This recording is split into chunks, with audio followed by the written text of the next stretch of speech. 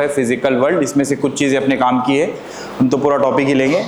So we are started with science. हमने बोला कि साइंस एक लैटिन वर्ब से बना है जिसके 3-4 मीनिंग है अपने पास, विज्ञान, इल्म, उसके बाद टू नो एंड नॉलेज, ठीक है। देन उसके बाद हमने देखे कि भाई साइंस में जो भी थ्योरी या लॉ बनता है या जो भी चीजें बुक में आती है उसके स्टेप्स क्या होते हैं, उस मेथड को बोला जाता है साइंटिफिक मेथड। तो साइंटिफिक मेथड में कितने 5-6 स्टेप होते हैं। पहली स्टेप क्या होती है? सिस्टमैटिक ऑब्जर्वेशन, पहले हमें चीजों को ऑब्जर्व करना पड़ेगा। फिर दूसरा कंट्रोल्ड एक्सपेरिमेंट, फिर उसके जैसे कुछ और एक्सपेरिमेंट, परम्यूटेशन, कॉम्बिनेशन हमको ट्राई करने पड़ेंगे। देन थर्ड वन क्वालिटेटिव, मतलब उसकी quality, high quality, low quality ऐसा, और क्वांटिटी मतलब अमाउंट, कम है क्या ज्यादा है। क्वालिटी का क्वांटिटी से कोई लेना देना नहीं होता, क्वालिटी एक अलग चीज है, क्वांटिटी एक अलग चीज है, समझ में आया। फिर उसके बाद मैथमेटिकल मॉडलिंग, जैसे F = G m1 m2/r², ये क्या हो गया? न्यूटन्स लॉ ऑफ ग्रेविटेशन का मैथमेटिकल मॉडलिंग हो गया। फिर फाइनली प्रेडिक्शन, उसके बेसिस पे प्रेडिक्शन किया जाएगा। जब भी हम प्रेडिक्ट करते हैं नेक्स्ट तुरंत वाली स्टेप क्या होती है? उसको वेरीफाई करना, मतलब वेरिफिकेशन ऑफ थ्योरीज। देन हमने बोला कि जो फिजिक्स वर्ड है वो बना ग्रीक वर्ड फ्यूजिस से, और फ्यूजिस का मतलब होता है नेचर, ठीक है। चलो अब फिर हमने देखा यूनिफिकेशन। यूनिफिकेशन सिंप्लीफिकेशन का एक फिनोमेनॉन है, फिजिक्स में जो यूज किया जाता है, साइंटिस्ट यूज करते हैं ताकि आने वाले जनरेशन को सीखना आसान हो। बहुत सारी चीजों को अलग अलग पढ़ने से अच्छा है उसको हम कंबाइन करके पढ़ेंगे। तो कंबाइन किसको करेंगे? जो आसान चीजें होंगी, ओके। अब इसके अपोजिट एक फिनोमेनॉन रहता बेटा, उसको बोलते हैं रिडक्शनिज्म। तो रिडक्शनिज्म मतलब मान लो कोई कॉम्प्लिकेटेड प्रोसेस है, तो कॉम्प्लिकेटेड प्रोसेस है, समझ में नहीं आ रही, तो समझ में नहीं आ रही तो क्या करेंगे? उसको तोड़ तोड़ के पढ़ेंगे।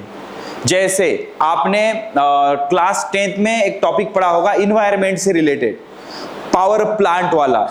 तो अब मैं अगर बोलूं कि देखो पावर प्लांट में क्या होता है, हम क्या करते हैं, कोयला जलाते हैं, उससे भाप बनती है, भाप से टरबाइन घुमाते हैं, टरबाइन से बिजली आती है। तो हो गया क्या? इतना सीधा होता है क्या वो? नहीं, भाप से बिजली का बनना एक कॉम्प्लिकेटेड प्रोसेस है।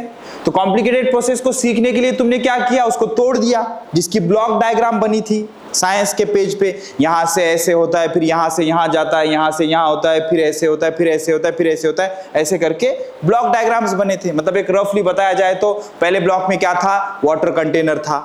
फिर वाटर कंटेनर को क्या किया जाएगा? कोल बर्न करके हीट किया जाएगा। फिर दूसरे ब्लॉक में क्या बताया जाएगा कि पानी की भाप बन गई, फिर भाप दूसरे ब्लॉक में चली गई। फिर भाप को क्या किया जाएगा? कंप्रेस किया जाएगा ताकि उसका प्रेशर बढ़े। फिर कंप्रेस करके उसको मोटे बड़े बड़े पाइप में भेजा जाएगा। फिर पाइप में भेज के वहां पे एक टरबाइन दिखाया जाएगा। फिर वो जो भाप होगी टरबाइन के ब्लेड्स पे गिरेगी।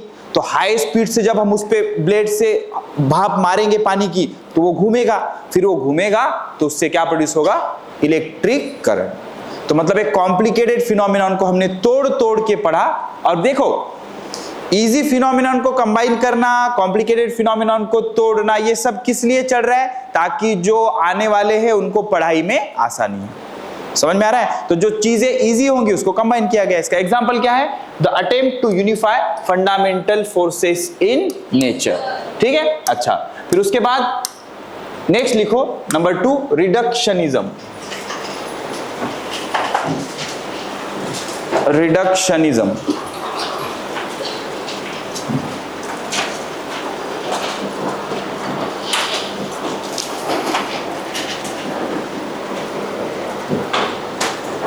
रिडक्शनिज्म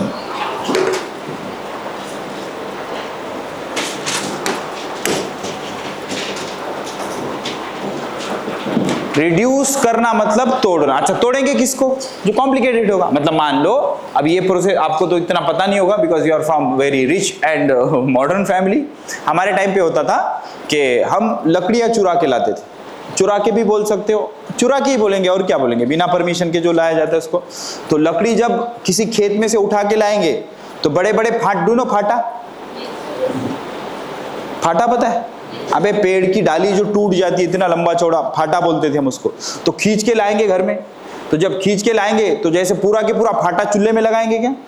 तो क्या करेंगे? उसको तोड़ेंगे। क्योंकि पूरा के पूरा चूल्हे में बैठेगा भी नहीं। तो इसी तरह से अगर कोई कॉम्प्लिकेटेड प्रोसेस है तो डायरेक्ट दिमाग में घुसेगी क्या? नहीं। तो उस प्रोसेस को क्या करना पड़ेगा? तोड़ तोड़ के समझना पड़ेगा। समझ में आ रहा है? तो उसको तोड़ने को क्या बोला जाएगा? रिडक्शनिज्म। सवाल आता है भाई क्यों तोड़ रहे हो? क्योंकि डायरेक्ट वो चीज समझ में आएगी नहीं। तो कई बार ऐसा होगा कि कोई कॉम्प्लिकेटेड प्रोसेस होगी जो डायरेक्टली तुम्हारे मोटे दिमाग में घुसेगी नहीं, तो उसको तोड़ तोड़ के रिप्रेजेंट किया जाएगा। उस प्रोसेस को बोलेंगे रिडक्शनिज्म। अब ये प्रोसेस केमिस्ट्री में भी होगी, फिजिक्स में भी होगी, बायो में भी होगी। जैसे बायो में आप फोटोसिंथेसिस टॉपिक पढ़ोगे, उसमें C2 C3 पाथवे होंगे, तो उसमें बताया जाएगा यहाँ से ऑक्सीजन ऐसे आया, फिर ये हुआ, ऐसा हुआ, वैसा हुआ, ऐसे करके स्टेप्स बताए जाएंगे। तो इस प्रोसेस को क्या बोला जाएगा? रिडक्शनिज्म। ओके, तो क्या लिखा है पढ़ो। A related effort to derive properties of bigger and more complex, ये इस पे ध्यान दो। बिगर मतलब बड़ा कुछ, और ज्यादा कॉम्प्लिकेटेड कुछ सिस्टम है तो उसके प्रॉपर्टी को हम क्या करेंगे? तोड़ तोड़ के पढ़ेंगे। इसको क्या बोलेंगे? रिडक्शनिज्म। लिखो फिर। The process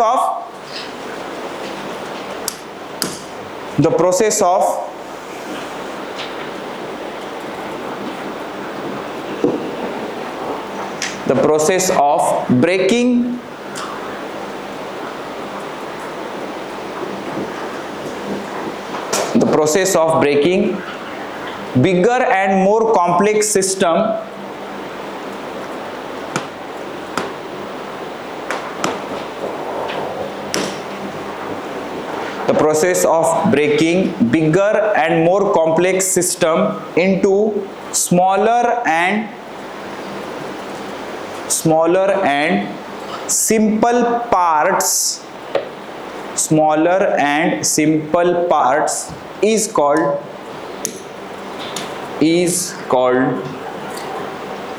reductionism.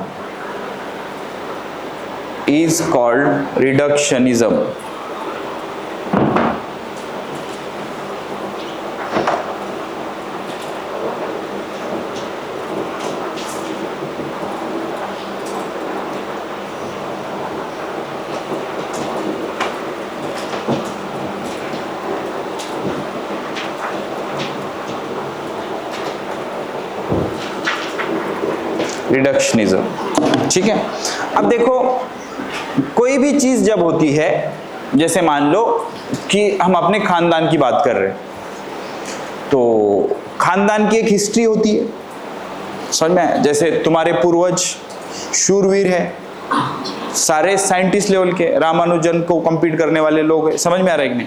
तो खानदान की जब बात होगी तो फिर क्या किया जाएगा कि जो लोग इंपॉर्टेंट थे उसके करस्पॉन्डिंग में वो चीजें बताई जाएगी। जैसे मेरे को इतना ज्यादा पता नहीं है, लेकिन मेरा जो कजन है, मतलब मेरा चचेरा भाई, उसको हमारे खानदान के बारे में पूरा डिटेल पता है, मतलब याद है उसको। उसने 2-3 बार, जब भी हम गेट टुगेदर होता है, हमारा फैमिली गेट टुगेदर डैडी के साइड का, तो हर बार वो ट्री डायग्राम बनाता है, जो भी चीजें अवेलेबल होती है उसके हिसाब से।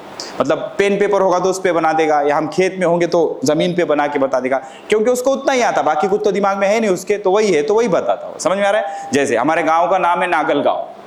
नागलगांव एक छोटा सा शहर है। अब ये जो नागलगांव है, इसमें जितना भी पॉपुलेशन है वो सारे हमारे खानदान के लोग हैं। कैसे? मेरे जो दादा के अब्बा थे, ये मेरे दादा के अब्बा, समझ में? तो मेरे दादा के अब्बा की 4 बीवियां थी, नहीं मतलब सच में थी। ओके, तो मेरे दादा तक, मतलब मेरे को ट्री डायग्राम याद है। तो जो तीसरी बीवी थी, ओके, उसके 2 बेटे, मतलब उसमें से एक मेरे दादा, ठीक है ना? फिर मेरे दादा की 2 बीवियां थी।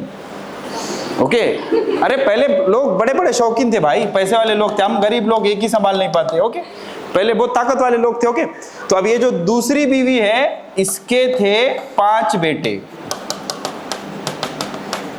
ठीक है, और 3 बेटियां भी हैं। क्या? बेटियों को थोड़ा सा साइड में रखते हैं, क्योंकि खानदान में बेटियों को तो हम कंसीडर नहीं करते, उनका अलग खानदान होता है। समझ में? इनके बेटियां पता नहीं क्या क्या होगा, तो पूरा गांव ही हमारा ये सब। समझ में आ रहा है कि नहीं?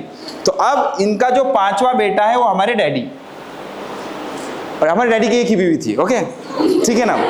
तो मेरी मम्मी, ओके, तो फिर मेरे मम्मी के 2 बेटे, तो यहाँ पे आ गए ये शक्तिमान।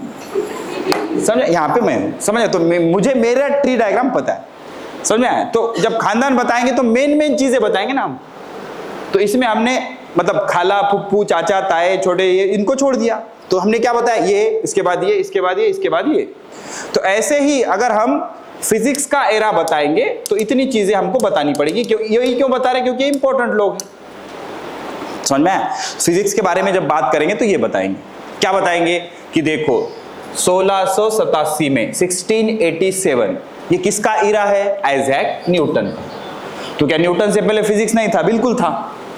समझ में आया? लेकिन उसका इंपॉर्टेंस ज्यादा है तो उसके हिसाब से चीजों को बताया गया, क्योंकि पूरा जो सब्जेक्ट है इन 4, 5, 10 लोगों के आगे पीछे सरवाइव करता है। समझ में आ रहा है? तो 1687 में आइजैक न्यूटन। तो आइजैक न्यूटन ने क्या क्या चिराग लगाया, यहाँ पे लिखा है। क्या बोला? Unified celestial and terrestrial mechanics. Celestial मतलब जमीन का, सॉरी सेलेस्टियल मतलब स्पेस का, टेरेस्ट्रियल मतलब जमीन का।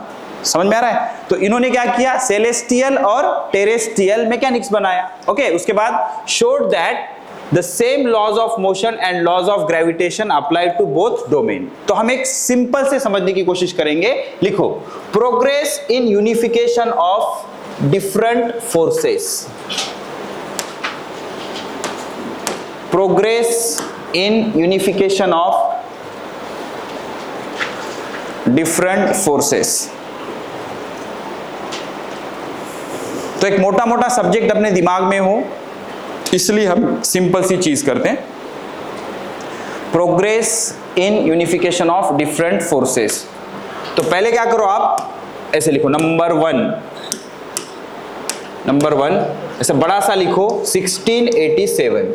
मतलब दिमाग में अगर हमारे आइडिया रहेगी ना तो चीजें समझने में आसानी होगी। 2 लाइन में ऐसे बड़ा सा लिखो 1687। स्टेप 1 कहां से शुरू करेंगे इसको? 1687 से।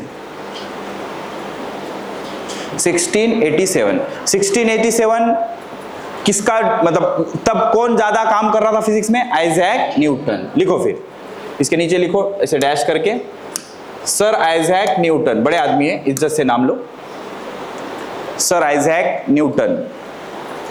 अब इन्होंने जो कॉम्प्लिकेटेड चीजें लिखी हैं हमको समझ आए ऐसे लिखेंगे। तो आइजैक न्यूटन का मेरे हिसाब से सबसे बड़ा जो अचीवमेंट है वो है न्यूटन्स लॉज ऑफ मोशन। वैसे तो हर चीज में न्यूटन ने कुछ ना कुछ किया है, लेकिन सबसे बड़ी अचीवमेंट क्या है? Newton's laws of motion. लिखो ब्रैकेट में लिखो नेक्स्ट लाइन में। तो आपके दिमाग में होना चाहिए कि ये जो लॉज ऑफ मोशन, मैंने पहले भी बताया आपको कि बेटा मैकेनिक्स टफ इसलिए जाएगा क्योंकि हम 400 साल पहले की बातें करेंगे, तो ये तब से शुरू हुआ। ओके, लिखो फिर न्यूटन के नीचे लिखो न्यूटन्स लॉज ऑफ मोशन। उसके बाद लॉ ऑफ ग्रेविटेशन, ये भी बहुत बड़ी अचीवमेंट थी और बहुत बड़ा डोमेन है इसका भी, हर जगह यूज होता है, यूनिवर्सल लॉ है। न्यूटन के मेन अचीवमेंट, ऐसे बहुत अचीवमेंट है। न्यूटन के अचीवमेंट लिखने जाएंगे 2 पेज इधर ही भर जाएंगे। समझ में आ रहा है? तो हम भी मेन ही लिखेंगे, 2 ही लिखेंगे। पहला क्या लिखा हमने? न्यूटन ने क्या किया? न्यूटन्स लॉज ऑफ मोशन, और उसके बाद लॉज ऑफ ग्रेविटेशन, वो जो आप पढ़ते हो ना F = G/r²। और लॉज ऑफ मोशन भी बहुत पढ़े, समझ में किसको कुछ भी नहीं आया। अपन जब पढ़ाएंगे तब उसको अच्छे से रियलाइज करके समझेंगे। अब समझ में ना आने का एक कारण ये भी था कि न्यूटन्स लॉज ऑफ मोशन के आपके सिलेबस में सिर्फ स्टेटमेंट है, उसके एप्लीकेशन नहीं है। यहाँ पे बहुत सारे एप्लीकेशन। जैसे एक सिंपल सा एग्जांपल, मान लो एक घोड़ा है, अब घोड़े पे गधा बैठा है, अब जो भी इंसान गधा ही होगा बेचारा, ओके, घोड़े पे गधा बैठा है। अब वो घोड़ा भाग रहा, घोड़ा जोर से भाग रहा, तो घोड़ा भाग रहा तो उसके ऊपर का गधा भी भागेगा उसके साथ। समझ में आया? अब घोड़े को घोड़ी दिख गई, तो अब घोड़ी दिखे तो रुक जाएगा वो। समझ में आया? अब गधे को तो गधी दिखी नहीं ना, तो नहीं रुकेगा, तो भाग रहा, टुकड़ुक टुकड़ुक टुकड़ुक टुकड़ुक टुकड़ुक भाग रहा। अब घोड़ा सडनली रुक गया तो गधे के साथ क्या होगा? गधा उड़ी मार के आगे गिर जाएगा। समझ सकते हो बात को? जैसे हम बस में जा रहे हैं, सडनली ड्राइवर को कुछ दिख गया तो उसने ब्रेक लगाया। अब एक खड्डा, हर बार गंदा मत सोचो, ओके, तो ब्रेक दबाया उसने। ब्रेक जैसे ही दबाया, अंदर के पैसेंजर आगे। ओके, अब पैसेंजर कितने आगे गिरेंगे डिपेंड करता है आगे कौन है। छोड़ो, ठीक है ना? तो अब ओके, तो अब घोड़ा सडनली अगर रुक गया तो गधा तो आगे गिर जाएगा। समझ में आ रहा है? तो ये सब चीजें किससे होती है? Newton's laws of motions. 3 laws है। पहला लॉ क्या कहता है? Every body continue to remain in a state of rest और state of uniform motion until it is acted by external unbalance force. दूसरा लॉ क्या बोलता है? The rate of change of momentum is directly proportional to external unbalance force. और तीसरा law क्या कहता है? Every action has equal and opposite reaction. समझ में आ रहा है? तो ये सिर्फ हमने स्टेटमेंट रटे हैं, लेकिन इसका एक्चुअल मीनिंग क्या है, इसका फायदा क्या है, इससे क्या होता है, ये बहुत डिटेल में पढ़ना है। हमारे मैकेनिक्स का 4th टॉपिक है, ऑलमोस्ट दिवाली तक शुरू होगा वो, जिसका नाम है न्यूटन्स लॉज ऑफ मोशन। समझ में आया? और लॉ ऑफ ग्रेविटेशन किसने डिस्कवर किया? न्यूटन। ये कब की बात है? 400 साल पहले की, 1687 की। 1600 भी बोल सकते हो रफली, क्या कुछ फर्क नहीं पड़ता, ठीक है। फिर डायरेक्ट 1600 से जंप करके हम कहां आ गए? 1820 और 1830। लिखो फिर नेक्स्ट स्टेप 2, 1820 और 1830।